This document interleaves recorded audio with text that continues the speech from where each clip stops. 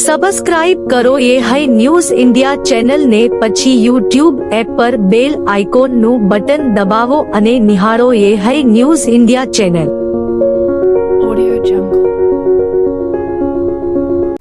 અન્ન અને નાગરિક પુરવઠા તથા સામાજિક ન્યાય અને અધિકારીતા વિભાગના રાજ્ય કક્ષાના મંત્રી ભીખુસિંહજી પરમારે આસ્થા સ્પેશિયલ ટ્રેનને રાત્રે 11:55 પાલનપુર રેલવે સ્ટેશનથી લીલી ઝંડી આપી પ્રસ્થાન કરાવ્યું હતું. બનાસકાંઠાના અંદાજિત 1300 કરતા વધારે યાત્રાળુઓને આસ્થા સ્પેશિયલ ટ્રેન અયોધ્યા ખાતે ભવ્ય શ્રી રામ મંદિરના દર્શને લઈ જવા નીકળતા સમગ્ર રેલવે સ્ટેશનથી શ્રી રામના જયઘોષથી ગુંજી ઉઠ્યું હતું. અયોધ્યા જતા યાત્રાળુઓ આ ટ્રેન દ્વારા ભગવાન શ્રી રામના દર્શન કરીને પાછા ફરશે.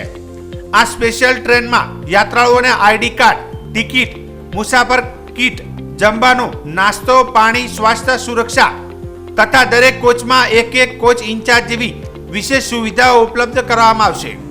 આ પ્રસંગે મંત્રી શ્રી ભીખુસિંહ પરમારે જણાવ્યું હતું કે આસ્થા સ્પેશિયલ ટ્રેન દ્વારા જવા ભક્તોની યાત્રા ફળદાયી, લાભદાયી અને સુખદાયી નીવડે તેવી ભગવાનને પ્રાર્થના કરું છું. તેમણે જણાવ્યું હતું કે છેલ્લા 500 વર્ષની રામ મંદિરની આપણી પ્રતીક્ષા દેશના માનનીય પ્રધાનમંત્રી શ્રી નરેન્દ્રભાઈ મોદીએ 22મી જાન્યુઆરીના રોજ ભગવાન શ્રી રામ મંદિરની પ્રાણ પ્રતિષ્ઠા કરીને પૂર્ણ કરી છે. વધુમાં તેમણે જણાવ્યું હતું કે રામ ભક્તોને આ સ્પેશિયલ ટ્રેન દ્વારા પ્રસ્થાન કરાવતા ધન્યતા અનુભવું છું.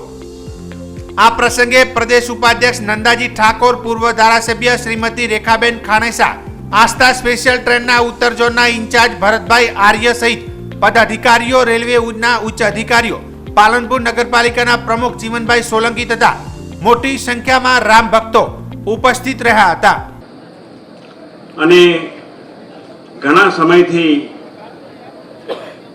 ભગવાન શ્રી રામ તંબુમાં બિરાજમાન હતા. આપણા સમગ્ર ભારતવાસીઓની જે ઇંતજારી હતી અને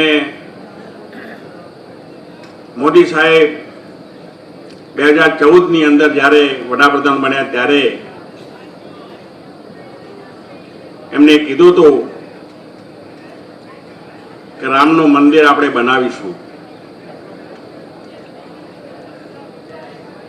આપણા બધાની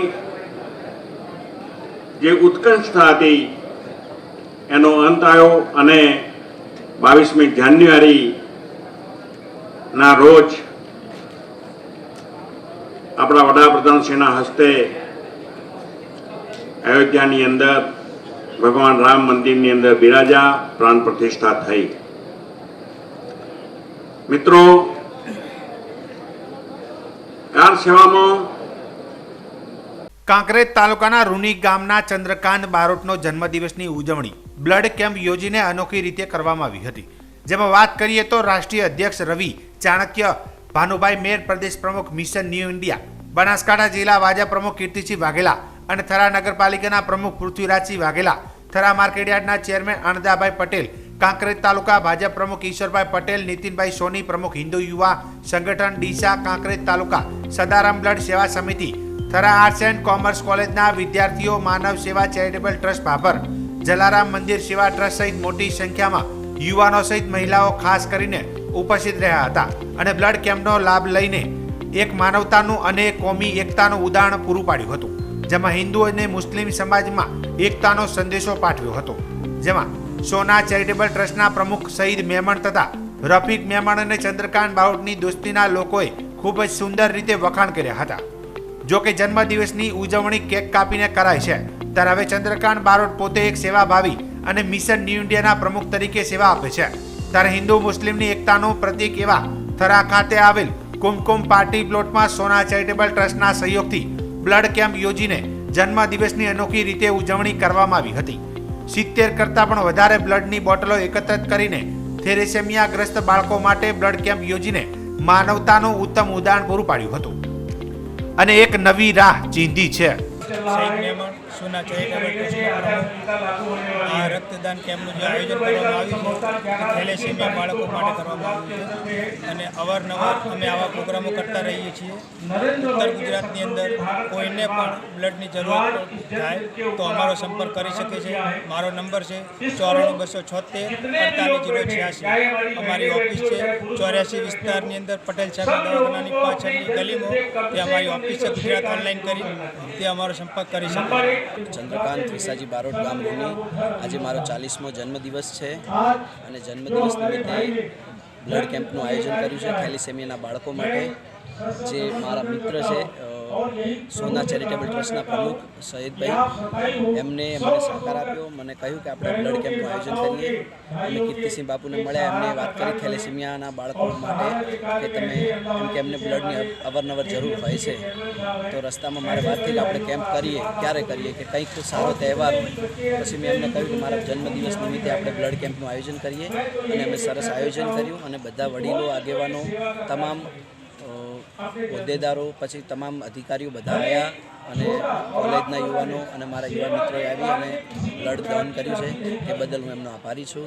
બનાસકાંઠાના ડીસામાં એરપોર્ટ ખાતે આગામી 10મી ફેબ્રુઆરી રાજ્યકક્ષાનો આવાસ યોજનાનો ગૃહ પ્રવેશ કાર્યક્રમનું આયોજન કરાયું છે.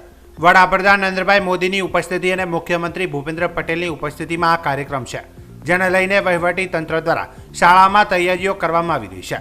આજે જિલ્લા કલેક્ટર વરુણકુમાર બરનવાલ, જિલ્લા વિકાસ અધિકારી એમ.જે. દવે, નાયબ કલેક્ટર નેહા પંચાલ સહિત તમામ વિભાગના અધિકારીઓ અને કર્મચારીઓની દેખરેખ હેઠળ કાર્યક્રમની તૈયારીઓ ચાલી રહી છે.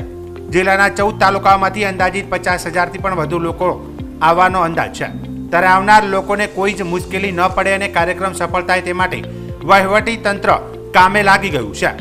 આ અંગે જિલ્લા કલેક્ટર વરુણકુમાર બરનવાલે જણાવ્યું હતું કે ડીસામાં એરપોર્ટ ખાતે વડાપ્રધાનની વર્ચ્યુઅલ ઉપસ્થિતિ અને મુખ્યમંત્રીની ઉપસ્થિતિમાં રાજ્યકક્ષાનો આવાસ યોજનાઓનો ગૃહ પ્રવેશ કાર્યક્રમનું આયોજન કરવામાં આવ્યું છે.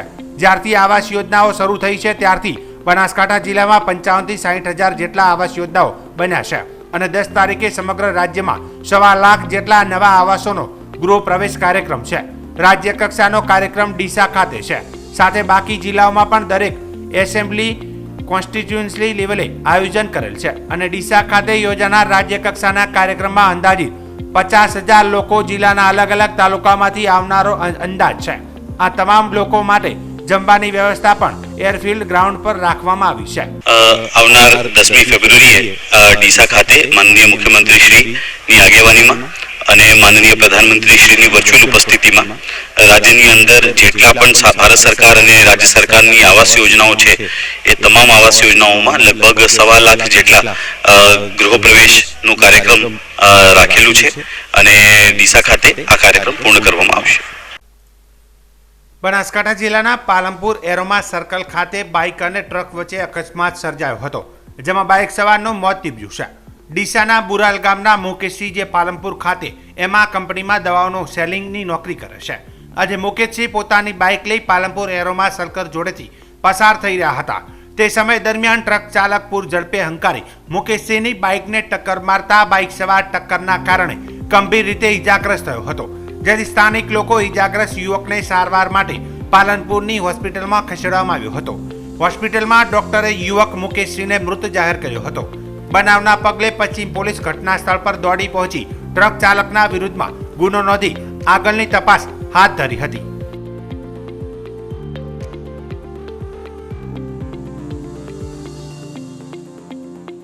બનાસકાંઠા જિલ્લાના વાવ પંથકની કેનાલોમાં ગાબડા પડવાનો સિલસિલો યથાવત જોવા મળી રહ્યો છે, જેમાં મીઠાવી ચારણ માઇનોર કેનાલ 2માં ગાબડું પડતા આજુબાજુ ખેતરોમાં પાણી ફરી વળ્યા હતા.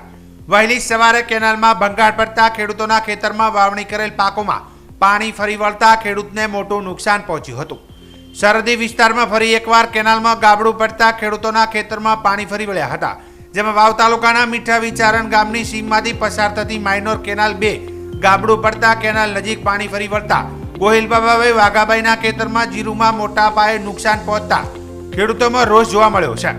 જિલ્લાના સરહદી પંથકમાં અવારનવાર કેનાલમાં ગાબડા પડવાના કારણે ખેડૂતોએ મોંઘા ભાવના બિયારણો લાવી વાવણી કરેલ પાકોમાં પાણી ફરી વળતા કારણે ખેડૂતોને મોટા પાયે નુકસાન થયું છે, જેના કારણે ખેડૂતોને લાખો રૂપિયાનું નુકસાન વેઠવાનો વારો આવતો હોય છે.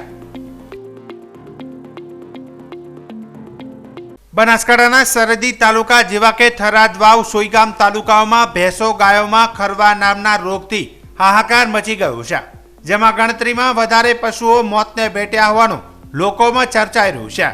ત્યારે થરાદ તાલુકાના જેટા ગામે 500થી વધારે પશુઓ મોતને ભેટ્યા હોવાને લઈને બનાસકાંઠા જિલ્લા પશુપાલન વિભાગના ડોક્ટરોએ જેટા ગામે ધામા નાખ્યા હતા, જ્યાં મૃત પશુઓનું પોસ્ટમોર્ટમ કરી નમૂના લઈ FSL મૂકવામાં આવશે।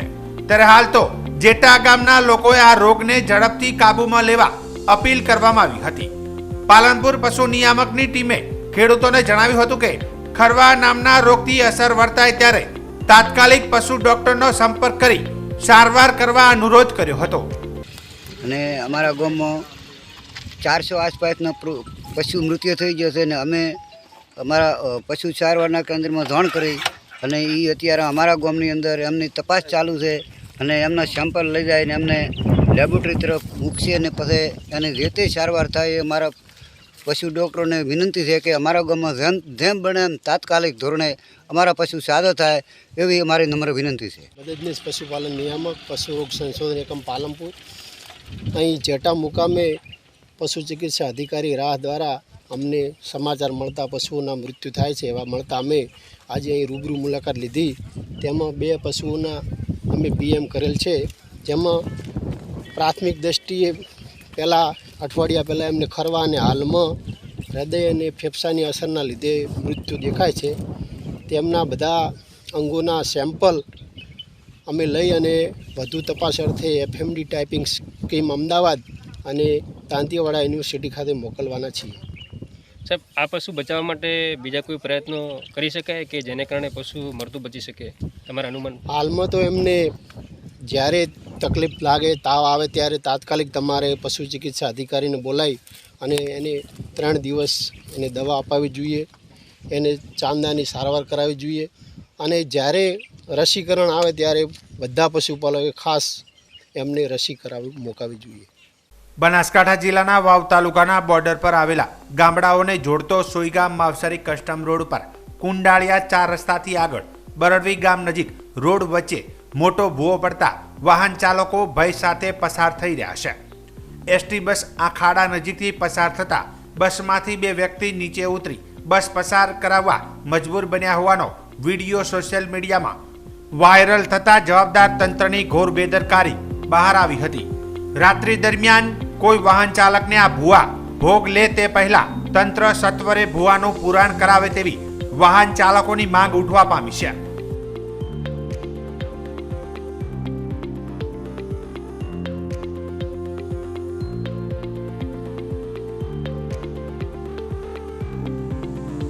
સબસ્ક્રાઇબ કરો એ હાઈ ન્યૂઝ ઇન્ડિયા ચેનલ ને પછી YouTube એપ પર બેલ આઇકોન નું બટન દબાવો અને નિહાળો એ હાઈ ન્યૂઝ ઇન્ડિયા ચેનલ।